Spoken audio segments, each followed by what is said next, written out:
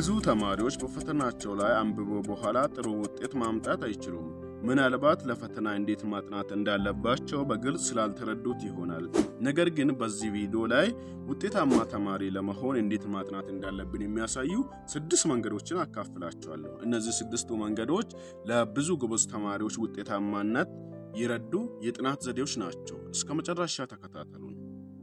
ጤና ይስጥልኝ ውድ ጓደኞቼ፣ እንኳን በሰላም መጣችሁ። በዚህ ቻናል ላይ ለተማሪዎች እንዲሁም ለተማሪ ወላጆች ጠቃሚ የሆኑ መረጃዎችን የሚሰጥበት እንዲሁም የምንማማርበት ቻናል ነው። ስለዚህ ቻናሉን ሰብስክራይብ በማድረግ እንዲሁም ከጎን ያለችውን የደወል ምልክቷን በመጫን ቤተሰብ ይሁኑ።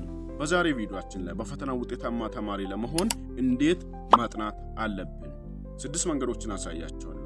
የመጀመሪያው ከአስተማሪ ቀድሞ ማንበብ ነው። ከአስተማሪ ቀድሞ ማንበብ ለምን ይጠቅማል ካላችሁ የተሻለ ግንዛቤ እንዲኖረን ያደርጋል። በዕለቱ የምንማረውን ኮንሴፕት ቀድመን ስላነበብን አዲስ ስለማይሆን በደንብ መረዳት እንችላለን። እንዲሁም ተሳትፏችንን ይጨምራል። ጥያቄዎችን መጠየቅ ሊሆን ይችላል።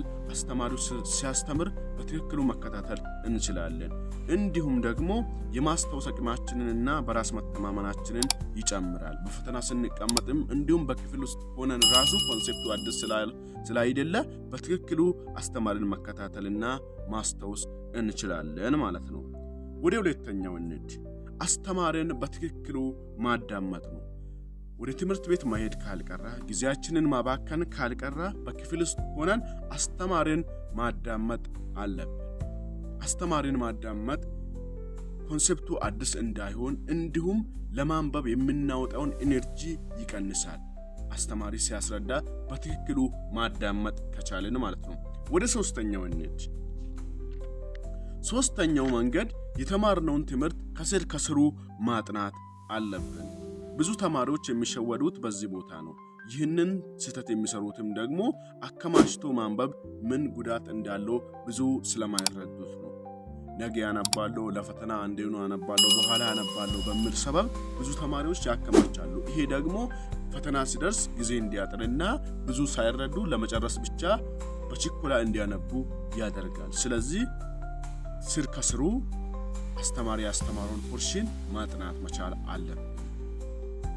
አራተኛው መንገድ ደግሞ ከፈተና በፊት ቀድመን በጥልቀት ማንበብ ነው። ከፈተና በፊት በጥልቀት ማጥናት ለምን ይረዳል ካላችሁ ኮንሴፕቱን በትክክሉ ወይም በቀላል መንገድ መያዝ እንችላለን። እንዲሁም ውስብስብ የሆኑ ሐሳቦችን በቀላሉ መያዝ እንድንችል ያደርጋል። አምስተኛውና በጣም ጠቃሚ መንገድ ካነበብን በኋላ ኖት ወይም ጥያቄ ማውጣት ነው። እነዚህ ሁለቱ መንገዶች በብዙ ተማሪዎች ዘንድ ጥያቄ የሚፈጥር ነገር ነው። ኖት ላውጣ ወይስ ጥያቄ ልስራ? ጥያቄዎችን አውጥቼ ልስራ? ጥያቄ ማውጣትም ኖት ማውጣትም እጅግ በጣም አስፈላጊ ነገር ነው። ኖት ማውጣት ለምን ይጠቅማል ካላችሁ ዋና ዋና ነጥቦችን እንድናስታውስ ይረዳል። ወይም ሂውጅ የሆነውን ኮንሴፕት ኦርጋናይዝድ አድርገን በቀላሉ መያዝ እንችላለን። እንዲሁም ፈተና ሲቀርብ የፈተና ቀን ሲቀርብ በትክክሉ ያወጣነውን ኖት መከለስ እንችላለን። ስለዚህ ኖት ማውጣት በጣም አስፈላጊ የሆነ መንገድ ነው። ጥያቄ ማውጣት ደግሞ የሚጠቅመው ለምንድን ነው? የፈተና አወጣጡን ወይም የፈተናውን ሙድ እንድናውቅ። ፈተናውን ስናወጣ ወይም ጥያቄዎችን ስናወጣ ራሳችን ስለሆነ ፈተና ከየት እንደሚወጣ መረዳት እንችላለን። ሁለቱንም መንገድ አንድ ለማስኬድ ትችላላችሁ። ነገር ግን እንደየተማሪን ስለሚለይ ለእናንተ የሚመቸውን ወይ በመጠቀም ኖት ማውጣት ሊሆን ይችላል፣ ጥያቄ ማውጣት ትችላላችሁ። ለእናንተ ከእናንተ ጋር የሚሄደውን መጠቀም አለባችሁ።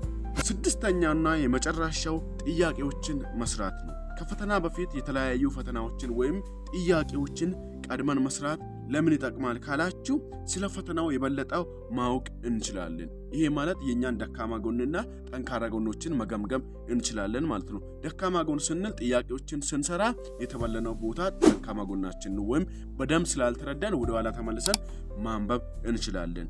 እንዲሁም ደግሞ ሰዓታችንን በአግባቡ መጠቀም እንችላለን። የምንፈተነው 30 ደቂቃ የምንፈተን ከሆነ እኛ እንደዛ አይነት ተመሳሳይ ጥያቄ በ15 ደቂቃ ለመስራት መሞከር ነው። በፈተና ጊዜ ሰዓታችንን በትክክሉ ማኔጅ ማድረግ እንድንችል ማለት ነው። ሌላው ደግሞ ጥያቄዎችን መስራት በፍጥነት ማስታወስ እንድንችል ያደርጋል። እንዲሁም በራስ መተማመናችንን ይጨምራል።